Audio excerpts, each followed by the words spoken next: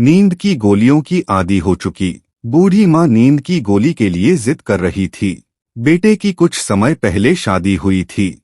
बहू डॉक्टर थी। बहू सास को नींद की दवा की लत के नुकसान के बारे में बताते हुए उन्हें गोली नहीं देने पर अड़ी थी। जब बात नहीं बनी तो सास ने गुस्सा दिखाकर नींद की गोली पाने का प्रयास किया।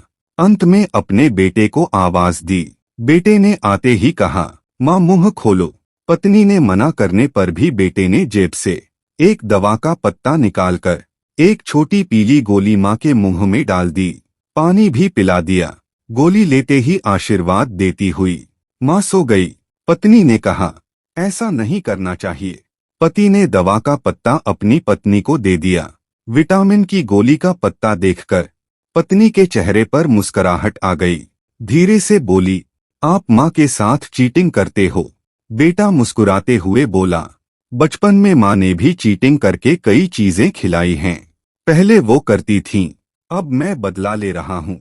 बेटे की बात सुनकर बहू की आंखें भर आईं। उसने हल्के से कहा, सच है, माँ का प्यार भी तो हमेशा इसी तरह की छोटी छोटी चीटिंग से भरा था।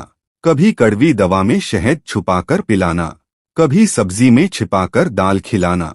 वो अपनी सास की तरफ देखने लगी, जो अब चैन की नींद में सो रही थीं। चेहरे पर संतोष और मासूमियत थी, जैसे कोई बच्चा सुरक्षित माँ की गोद में सो रहा हो। बहू ने धीरे से बेटे का हाथ पकड़ लिया। दोनों की आंखें नम थीं, लेकिन दिल में एक अनकही खुशी थी कि आज उन्होंने माँ को सिर्फ दवा ही नहीं बल्कि प्यार और सुकून भी दिया है। कमरे में हल्की सी मुस्कान और आशीर्वाद की खामोश गूंज तैर रही थी।